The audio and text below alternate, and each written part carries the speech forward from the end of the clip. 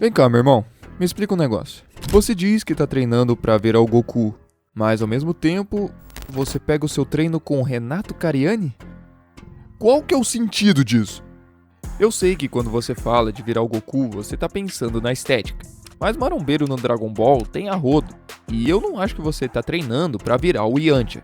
Quando a gente fala sobre virar o Goku, usamos ele como meta pelo shape sim, mas também pela determinação, pela força e pela habilidade. Coisas essas que podem ser alcançadas em uma única modalidade. A musculação? Não.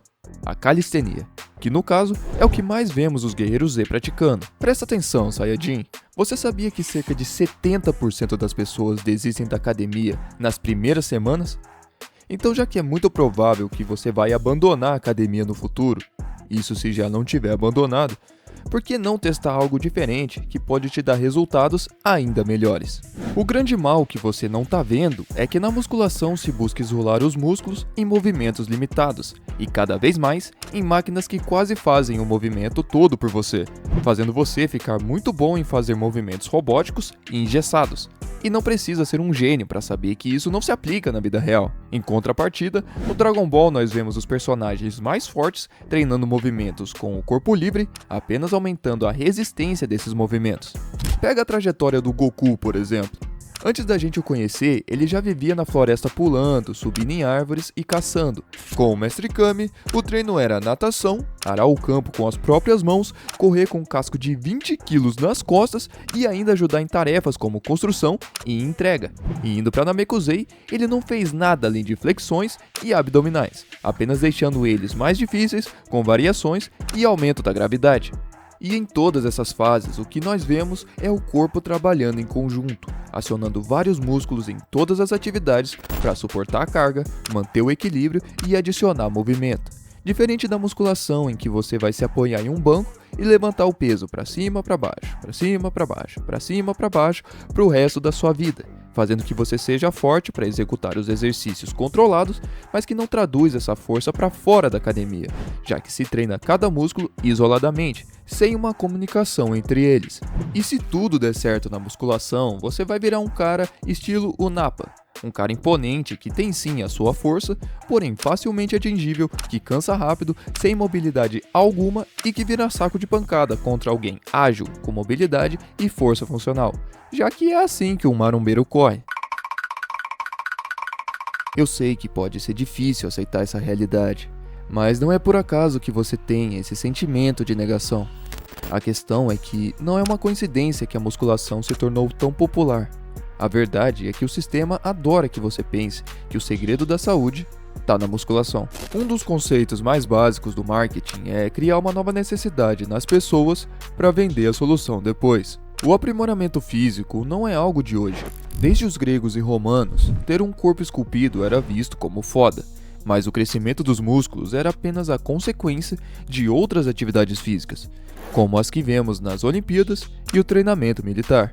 Quanto mais tempo se passava, mais as pessoas se prendiam mais na estética do que na performance.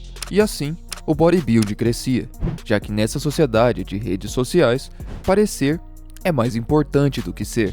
Você pode ser um cara novo e ter vivido toda a sua vida com a cultura da academia já estabelecida. Mas quem é mais velho vai lembrar que, até antes de 2010, o ato de ir na academia não era visto diferente de jogar uma bola, nadar ou praticar alguma luta. Era apenas mais uma forma de exercício, como qualquer outra. Porém, para melhorar nessas modalidades, o processo é simples, trabalhoso, mais simples. Quer jogar futebol melhor? Jogue mais. Quer nadar melhor? Nade mais. Quer lutar melhor? Lute mais. Quer ser mais musculoso? Levante mais peso. Será mesmo? Porque estudos mostram que menos carga e execução melhor geram melhores resultados. Bom, se esse for o caso, a gente vai dizer que caras como Arnold Schwarzenegger, Ronnie Coleman e Dorian Yates não sabem treinar? E que tal sobre divisão de treino? É melhor treinar um músculo por dia até a falha ou treinos mais leves e mais frequentes na semana? Pergunte pro Dr. Mike, ele vai te falar uma coisa. Pergunte pro Coach Greg, ele vai te falar outra. E sobre alongar antes do treino? Mike Messner vai dizer que é bom. Jeff Nippard vai dizer que é ruim.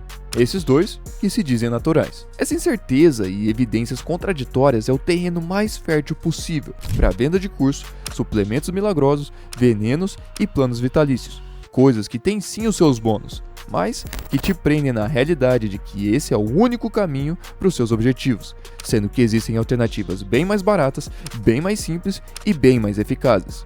E seguindo esse caminho, você se prende a um objetivo vago, ficar no shape. Mas o quanto é o bastante? Quantos centímetros de braço até estar bom? Com qual percentual de gordura? Está disposto a abrir mão da sua saúde para isso?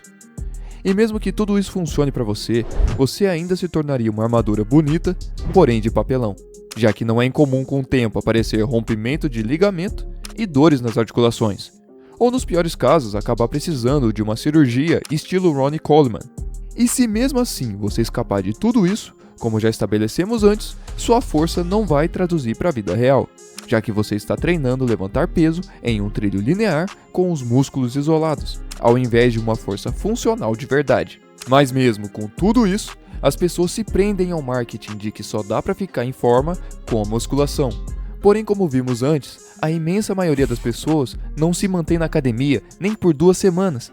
A maioria vê como uma atividade chata e desgastante. E como os resultados demoram para aparecer, a pessoa se frustra com a falta de resultado e disciplina dela, e acaba aceitando que uma vida saudável, sem dores e com o corpo bonito, não é para ela. Até que ela tome coragem novamente, repita o mesmo processo e se afunde ainda mais na mediocridade. Agora seja sincero, se você se espelha nas conquistas do Goku, qual o sentido de se trancar na academia e só fazer exercícios estáticos? Quando você vê esses vídeos de calistenia e compara com alguém fazendo um supino, o que te chama mais atenção? Qual desses te faria sentir como um verdadeiro Saiyajin? Se a calistenia transformou um garoto no guerreiro mais forte do universo 2 vezes, será que você precisa mesmo daquela ficha de treino ABC? E eu digo isso porque eu me mantive por 10 anos na musculação com quase nenhum resultado. Eu comecei na minha adolescência, quando eu me senti o cara mais fraco do planeta. Eu sempre fui muito magro e tinha medo de qualquer um que falasse um pouco mais alto comigo. Então quando eu vi os moleques mais confiantes da minha sala treinando, eu não pensei 2 vezes. Implorei pra minha mãe me matricular na academia e quando eu comecei, mano, como eu treinei costas, velho. Eu treinava direto. Pulem, remada e remada cavalinho. Era só isso que eu precisava. Tudo isso porque eu queria deixar de ser um palito e ter aquela silhueta imponente. O que obviamente eu não consegui. O que me deixava frustrado, o que me fazia desistir, o que me fazia sentir um merda, já que todo mundo conseguia menos eu, e o ciclo se repetia. E cada ciclo desses aumentava o sentimento de fracasso cada vez mais. Não só por fracassar em ir pra academia, mas o sentimento de fracasso consigo mesmo, que você é um fracassado. Porque quando você recebe a receita certinha pra melhorar, uma receita que geral tá usando e tendo sucesso, e pra você não vai, você começa a aceitar que você é um caso perdido, que as coisas boas não são pra você, e que na vida tem gente que nasceu pra ganhar e outros pra perder. E no caso, você é só um perdedor. Sendo que isso não é verdade. Que na verdade nós somos todos humanos com as mesmas capacidades. E que se um ser humano conseguiu fazer algo, você pode também. Talvez por caminhos diferentes, mas com o mesmo resultado. E se isso fez sentido pra você, experimente treinar como os Guerreiros Z. Flexões como o Vegeta se preparando para os androides. Abdominais como o Goku fazia a caminho de Namekusei. Barra fixa como o Gohan no meio da floresta. Saltos como o Goten treinando com o Gohan. Isso é calistenia. É isso que cria um corpo funcional, leve, ágil e forte. Um corpo de guerreiro, não de um maromba preso a uma máquina. E não comece já querendo fazer uma bandeira humana logo de cara. Essas coisas levam tempo de treino e de descanso. Então não exagere em nenhum dos dois. 3 treinos por semana, com 2 exercícios de empurrar e 2 de puxar, com um intervalo de 3 a 5 minutos de descanso entre as séries, já te farão ter um ganho de força absurdo, sem te deixar paralisado de tanta dor. Se você treinar assim, não vai só treinar o seu corpo, mas também a sua mente. Devido ao desafio de cada novo movimento, você vai exercitar sua consciência, paciência e disciplina, o que vai fazer com que a conquista de cada novo movimento seja ainda mais realizadora.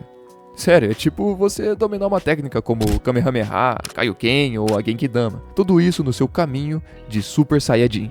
E se você quer ser o melhor Saiyajin possível, deixa o like e se inscreva, porque aqui é só vídeo buscando progresso. O progresso que eu atingi nesse vídeo, onde eu te conto como a mentalidade Saiyajin salvou a minha vida.